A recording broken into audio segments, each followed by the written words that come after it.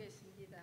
참 좋으신 하나님 아버지, 지난 3일 동안도 저희들을 몸과 마음을 지켜주셔서 저희들을 또 수예비로 인도하신 하나님께 감사드립니다. 이 시간도 찬양과 경배를 올려드리오니 우리 예배를 받아주시옵시고 정말 온 마음을 다해서 하나님 앞에 나와 예배하기를 원하오니 우리 예배를 하나님의 신령과 진정으로 드리는 예배 시간 되기를 원합니다. 이 시간도 주님의 뜻대로 살지 못하고 세상의 방법을 따라 살았음에 이 시간 다시 한번 주님 앞에 고백하오니 주님의 우리 죄를 용서해 주시고 주님의 보혈로 깨끗하게 씻어주시기를 원합니다. 사순절 기간을 보내면서 주님의 십자가 사랑을 깊이 묵상하면서 하나님의 사랑을 다시 한번 돌아보면서 하나님 말씀대로 살았는가 이 시간 다시 한번 하나님 앞에 고백하면서 정말 하나님의 말씀을 따라 살지 못한 저희들에게 정말 큰 은혜의 단비를 통하여서 사순절 기간에 정말 하나님 만나는 은혜가 있게 하여 주시옵소서. 아멘. 지난 또 주일 또 우리 교회가 또 올로 목사님 주대와 담임 목사님 취임식과 하나님 은혜 가운데 예배를 드리게 하시고 모든 행사를 주관하신 하나님께서 또 우리 함께 하셔서 이 모든 또 우리 장로님, 권사님들 또 집사님들과 함께 은혜 가운데 잘 마칠 수 있도록 하심에 감사드립니다. 아멘. 하나님 이를 통해서 우리 교회가 더 아름답게 세워지게 하시고 말씀의 중심으로 통해서 날마다 하나님 은혜가 축복이 넘치는 우리 자우교회가 되기를 원합니다. 아멘. 이 시간도 우리 김덕든 목사님께서 우리 교회를 보내주셨습니다. 정말 우리 성도들과 또 우리 목사님과 우리 목사님을 잘 섬기고 성도들과 함께 하나 되게 하시고 그래서 항상 말씀과 기도로 항상 준비되게 하시고 그래서 우리 성도들이 서로 마음이 하나 되어서 하나님이 기쁘시게 하는 우리 창조교로 세워지게 하시고 우리 목사님이 마음껏 우리 교회 목회를 할 수 있도록 우리 모든 성도들이 기도로 밀어줄 수 있는 은혜가 있게 하여 주실 줄 믿습니다. 아멘. 이 시간도 가정과 사업과 직장의 건강의 문제를 가지고 기도하며 이 시간 나왔습니다. 하나님의 능력의 손으로 하나님께서 만져주시고 가정에 문제가 있다면 가정의 문제도 회복시켜주고 하나님 은혜로 치료하는 역사가 일어나게 하시옵소서. 아버지 하나님 어렵고 힘든 가정들을 하나님께서 불쌍하게 주셔서 그들의 가정에도 하나님의 은혜가 축복이 함께 하시고 하나님의 은혜로 축복의 물질의 축복도 주시고 건강 모든 일들이 하나님 은혜 가운데 순절하게 하나님 열어가는 그냥 가정이 되게 하시옵소서. 아멘. 정말 하나님께서 또 이 시간 또 말씀을 전하신 우리 김덕든 목사님께 정말 또 하나님의 말씀으로 하나님이 주실 때 우리 성도들이 그 말씀으로 통하여서 은혜 받고 그 말씀을 듣고 깨닫고 그래서 하나님의 기쁘시는 삶으로 살아갈 수 있도록 은혜를 베풀어 주실 줄 믿습니다. 아멘. 아버지 하나님 이 모든 말씀을 우리를 권하신 예수 그리스도 이름으로 기도드렸습니다. 아멘. 하늘에 계신 우리 아버지, 아버지의 이름을 거룩하게 하시며 아버지의 나라가 오게 하시며 아버지의 뜻이 하늘에서와 같이 땅에서도 이루어지게 하소서. 오늘 우리에게 일용할 양식을 주시고 우리가 우리에게 잘못한 사람을 용서하여 준 것 같이 우리 죄를 용서하여 주시고 우리를 시험에 빠지지 않게 하시고 악에서 구하소서. 나라와 권능과 영광이 영원히 아버지의 것입니다. 아멘.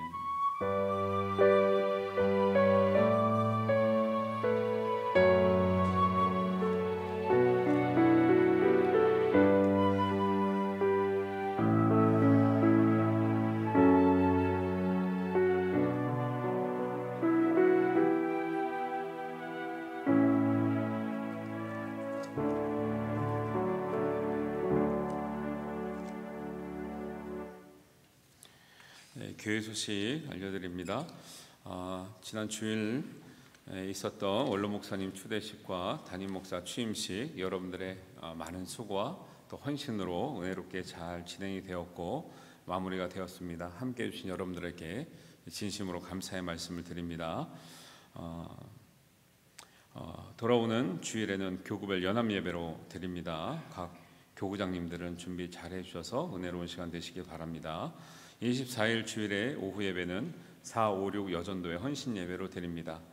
또 고난 주간에 특별히 전교인 저녁 기도회를 준비하고 있습니다. 여러분들이 시간 잘 조절하셔서 고난 주간의 의미를 잘 새기고 또 우리 전교인이 어린이부터 어른까지 다 함께 참여할 수 있는 은혜스러운 시간이 되시기를 바랍니다. 정기당회는 17일, 정기 직원회는 24일에 갖도록 하겠습니다. 헌금 감사 내용을 가지고 기도하실 분들은 1층 사무실에서 받아가실 수가 있습니다. 그리고 민동주 목사님이 지금 휴가 중에 있습니다. 필요하신 것은 이 전도사님과 저에게 연락 주시면 되겠습니다. 그리고 제가 이제 수요일날을 매번 하진 않지만 제가 인도할 때는 조금 기존에 하던 거랑 좀 기도 순서를 좀 다르게 할 겁니다. 그래서 어색해하지 마시고 잘 함께 기도하는 시간 가졌으면 좋겠는데, 설교 후에 찬송 부르고 기도 제목 세 번 같이 함께 기도하고 자유롭게 기도하시다 돌아가시는데, 불은 처음부터 끄지 않습니다. 왜 불 안 끄나 기다리지 마시고, 또 당부드릴 것은 저희가 좀 수요일 날은 원래 금요일 날 했던 기도회를 같이 하는 거잖아요. 근데 기도 시간이 조금 짧은 것 같아요. 그래서 제가 시간 를 조절하기로는 30분 정도까지는 같이 공동 기도를 마치고, 여러분이 이제 차로 같이 가시는 분들이 있기 때문에 40분에 나가실 수 있도록 그렇게 50분에 떠날 수 있도록 조정을 해놨으니까 몇 시에 끝나든지 40분까지는 여러분이 개인 기도를 하시다가 좀 가셨으면 좋겠어요. 그리고 개인적으로 하시는 분들도 40분까지는 개인 기도든 교회를 위해서든 함께 기도하시다가 가는 것이 더 우리 교회와 하나님을 위해서 또 귀한 자리가 될 줄로 믿습니다. 그리고 당부드리기는, 함께 모인 자리에서는요, 기도할 때는 크게 하는 거예요. 개인 기도는 작게 하셔도 되고 방언하셔도 되고 하는데, 함께 모일 때는 찬양도 크게 하고요, 박수도 치려면 크게 치고, 기도도 하려면 힘을 모아서 같이 소리내서 기도하는 겁니다. 개인 취향이 아니에요. 왜냐하면 회중 예배는 하나님이 한 마음으로 드리라는 것에 의미가 있기 때문에 그런 줄 아시고 여러분들 더 힘을 내서 또 기도와 찬양 가운데 임하시면 좋겠습니다. 오늘 우리 성도님과 교제가 있습니다. 가까이 계신 분들과 인사하겠습니다. 반갑습니다. 잘 오셨습니다.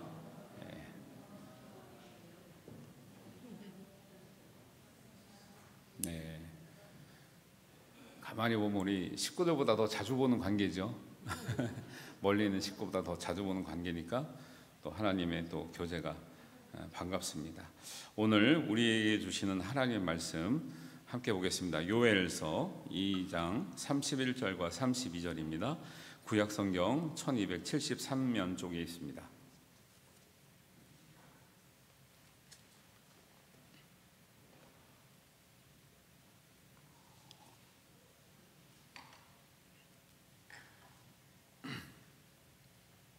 요엘 2장 31절에서 32절 우리 한 목소리로 읽겠습니다. 여호와의 크고 두려운 날이 이르기 전에 해가 어두워지고 달이 핏빛같이 변하려니와 누구든지 여호와의 이름을 부르는 자는 구원을 얻으리니 이는 나 여호와의 말대로 시온산과 예루살렘에서 피할 자가 있을 것이며 남은 자 중에 나 여호와의 부름을 받을 자가 있을 것임이니라. 아멘. 제4남전도에서 특별 찬양 해주시겠습니다.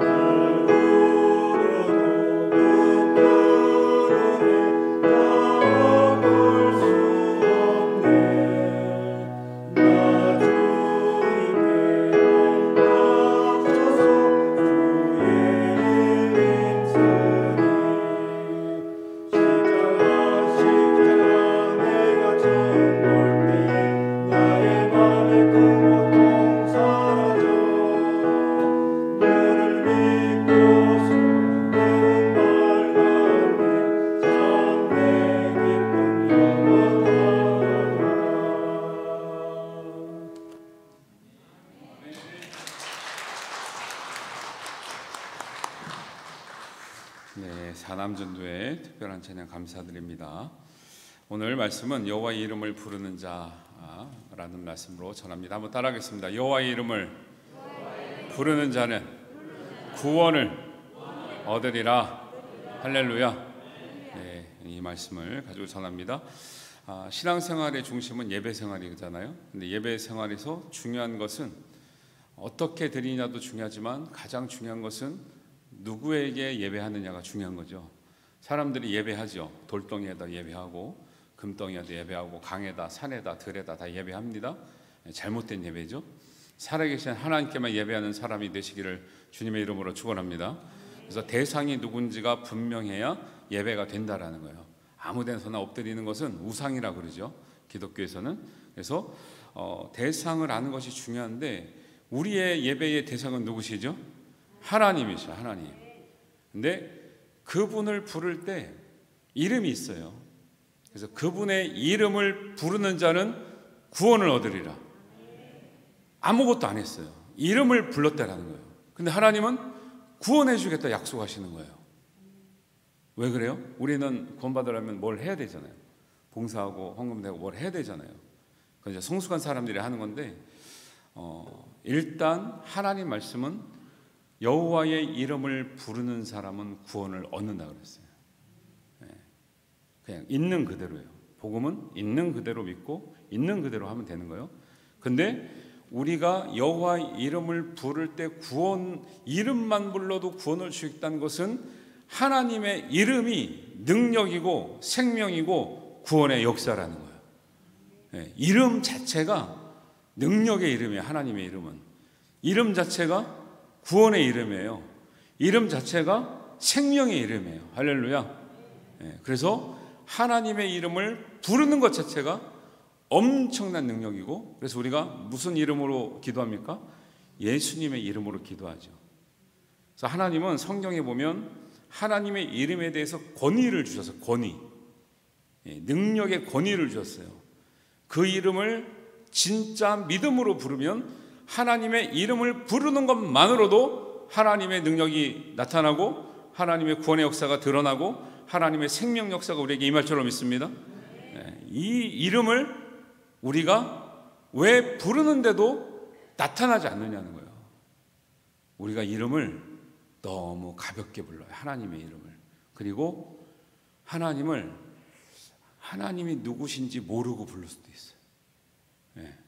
아무리 내 자식이 나랑 혈연관계 있고 내 자식이지만 자식이 저를 보고 아저씨라고 그러면요 응답을 해야 돼요, 말아야 돼요?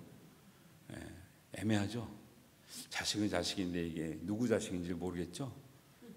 아무리 아는 사이라도 호칭을 분명하게 쓰지 않으면 문제가 생기는 거예요. 그래서 성경은 출애굽기 20장 7절에 이렇게 말씀합니다. 내 하나님 여호와의 이름을 어떻게 부르지 말라고요? 망령되이 부르지 말라. 망령되이 부르는 것 자체가 죄라는 거예요.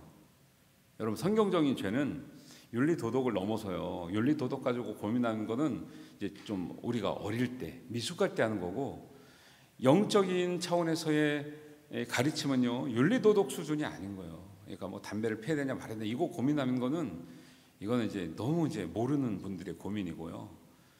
조금 우리가 성경적으로 들어보면 하나님의 이름을 잘못 부르는 것이 죄라고 얘기를 하시는 거예요. 아무것도 안 했는데 우리가 하나님 이름을 잘못 부르면 왜 죄가 되나요? 성경이 그렇게 말하고 있으니까요. 잘 생각을 해보시라는 거예요. 그 다음에 마태복음 6장 9절에는 예수님께서 우리에게 이렇게 말씀하시죠. 너희는 이렇게 기도하라. 하늘에 계신 우리 아버지의 이름이 어떻게 여김을 받으시오며 거룩히 여김을 받으시오며. 우리의 첫 번째 예수님께서 가르쳐 주신 기도가 뭐냐면 하나님의 이름을 높이라는 거예요. 왜? 하나님의 이름의 권세를 높일 때 하나님이 응답하신다니까요. 근데 이거를 그냥 슬쩍슬쩍 지나가고 나중에 우리가 필요한 거를 강조해서 얘기하잖아요. 이게 거꾸로 된 거예요. 거꾸로. 하나님의 이름 높일 때가 소리가 높아야 되고, 점점점 내 얘기로 들어오면 작아져도 하나님은 다 들으셔요, 안 들으셔요? 다 들으셔요. 우리 거꾸로 하죠. 하나님의 이름이 거룩히 여김을 받으시옵고 우리에게 일용할 양식을 주시옵고. 그렇죠? 우리는 일용할 양식이 너무 필요한 거죠. 하나님 이름 거룩히 여김 받는 거는 뭔지도 잘 모르겠고 어떻게 해야 거룩히 여김 받는지도 모르겠고. 요한복음 14장 13절입니다. 너희가 내 이름으로 무엇이든지 구하면 내가 행하리니 이는 아버지로 하여금 아들로 말미암아 영광을 받으시게 하려 함이니라. 할렐루야. 예수님의 이름으로 구하면 하나님께서 들으시고 응답하신다고 예수님이 약속하셨기 때문에. 지금까지 무슨 말씀을 드리는 거예요? 성경에는 하나님의 이름, 예수님의 이름, 성령의 이름이 거저가 아니라 그 이름 자체가 구원이요, 능력이요, 생명이요, 응답의 전제가 된다는 것을 말씀하고 있다는 거예요. 할렐루야. 지금부터 하나님의 이름, 여호와 이름, 예수님의 이름, 성령님의 이름 여러 가지 나와요. 성경에 부를 때 그 의미를 담아 한 번을 불러도 그 의미를 마음에 새기고 부르시는 여러분 되시길 바랍니다. 그러니까 우리가 영적으로 성장할 수 있는 길을 알려드리는 거예요. 왜 오래 다녀도 이 영적인 성장점이 안 터지는 사람들이 있고요, 잘 모르고도 믿는 사람도 있고, 믿으면서 답답한 사람들이 많아요. 스스로가 그 원리를 잘 몰라서 그래요.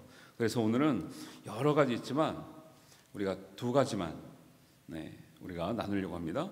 창세기 2장부터 보면은 하나님의 이름이 어떻게 나오냐면 여호와 하나님이라는 이름이 계속 나옵니다. 2장 4절, 5절, 7절, 8절, 9절, 15절, 16절, 18절, 19절, 21절, 22절. 창세기 2장에만 그냥 하나님 아니고 여호와 아니고 여호와 하나님이 땅과 하늘을 만드시던 날에 여호와 하나님이 땅에 비를 내리시고 여호와 하나님이 동방의 에덴에 동산을 창조하시고 여호와 하나님이 사람을 이끌어내어 동산에 두시고.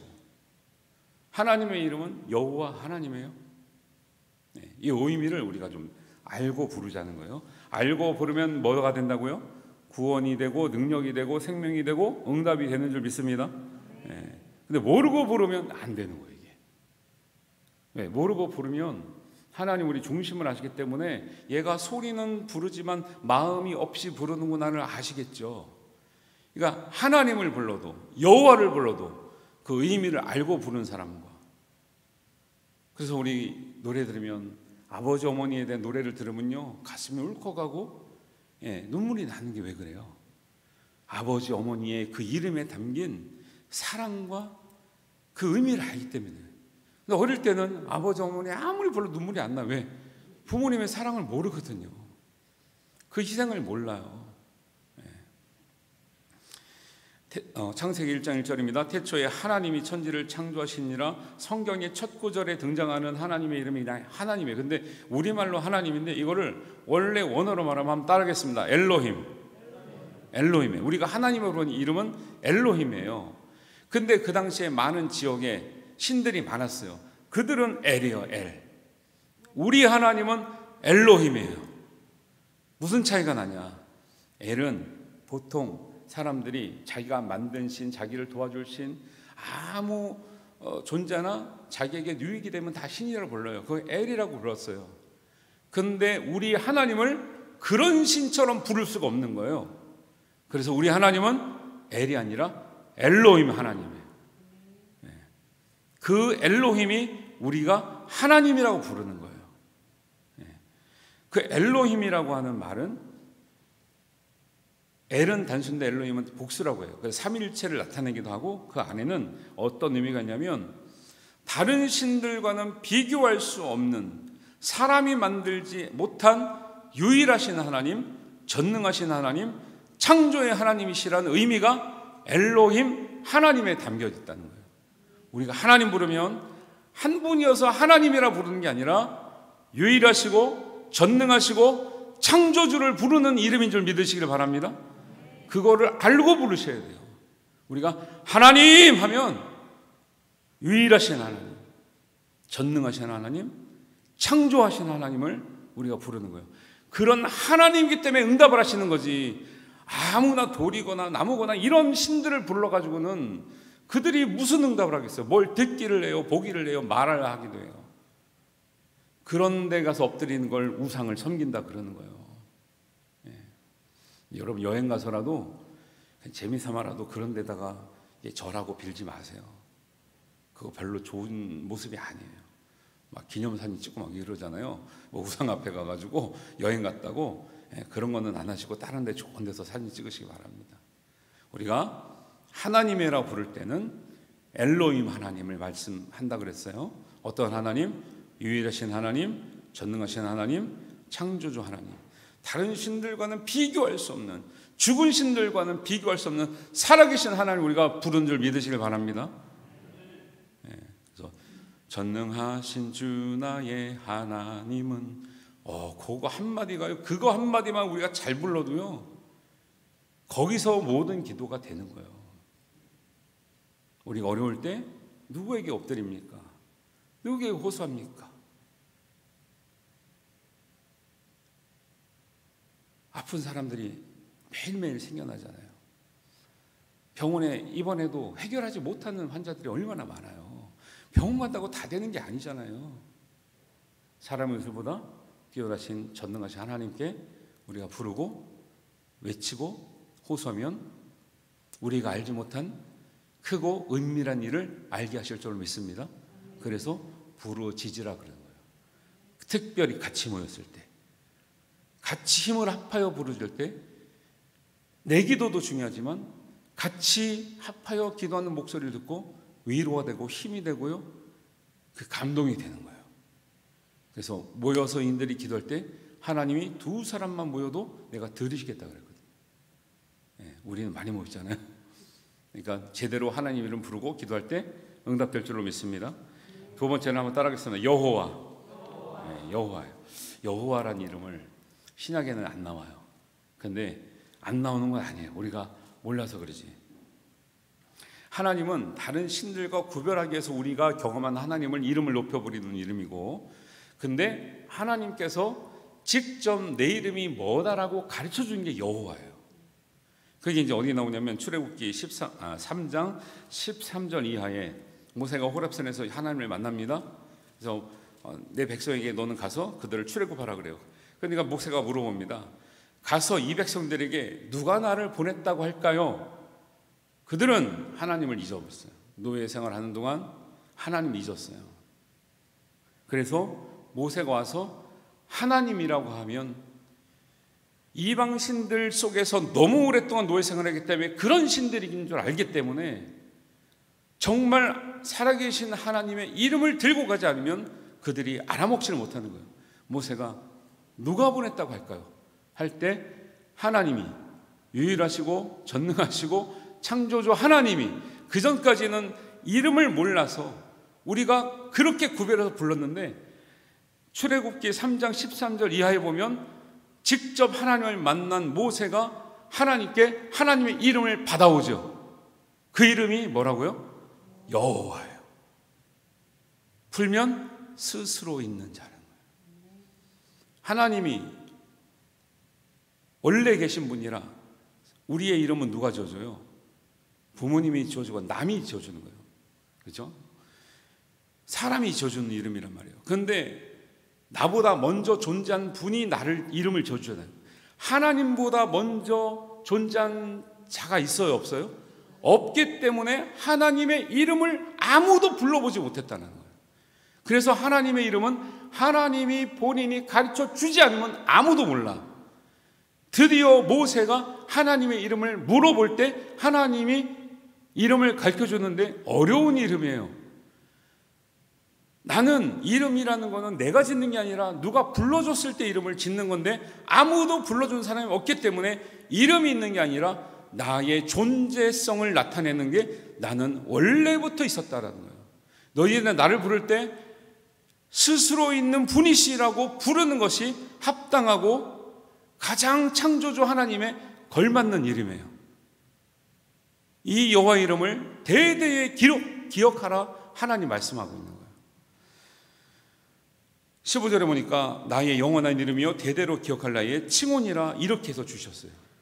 이 이름을, 그래서 모세는 이 이름을 알았기 때문에 창세기에 이른 모세가 이 하나님을 만나고 나서 기록한 것이기에 창세기 2장에서도 여호와 하나님이 같이 등장한다는 거예요. 그래서 진짜 우리 하나님은 여호와 하나님이셔요. 그러면 우리 지금은 왜 그렇게 안 부르냐는 거예요. 아니, 안 부르는 게 아니라 그게 바뀌었다니까요. 잘못 바뀐 게 아니라 우리가 쉬운 말로 바뀐 거예요. 여호와라는 이름을 알았는데 나중에 십계명을 받잖아요. 십계명을 받으니까 내 이름을 망령되이 일컫지 마라고 하는 이 말씀을 너무 진지하게 받아들인 거예요. 그래서 하나님의 이름을 안 부르기 시작했어요. 안 부르기 시작하니까 나중에 이 이름을 까먹었어요. 그래서 나중에 학자들이 이게 망령되이 부르지 말라 그랬지, 우리가 아예 부르지 말라고 했는데 왜 이름을 까먹었을까 해서 그 고증적으로 발굴하고 한 것이 회복하다 보니까 비슷한 발음을 찾았는데 그게 때로는 야훼라고도 하고 여호와라고도 해요. 그런데 그 이름을 직접 부르지 못했을 때, 너무 거룩해서 직접 부르지 못했을 때 대신 불렀던 이름이 뭐냐면 주여예요. 주여, 주님, 아도나이예요. 아도나이. 하나님의 이름이 너무 거룩해서, 여호와의 이름이 너무 거룩해서 쓰지 못하고 부르지 못했던 이름을 대신해서 뭐라 불렀냐? 주님이라고 불렀다는 거예요. 아도나이. 그래서 하나님도 주님에 해당되고요, 예수님도 주님에 해당되는 거예요. 우리가 주여 삼창합시다, 주여 한번 부릅시다, 엄청난 의미가 있는 거예요. 우리가 주여 하면 하나님은 여호와로 알아들으셔요. 할렐루야. 이게 그냥 기도 시작하는 무슨 그런 구절이 아니에요.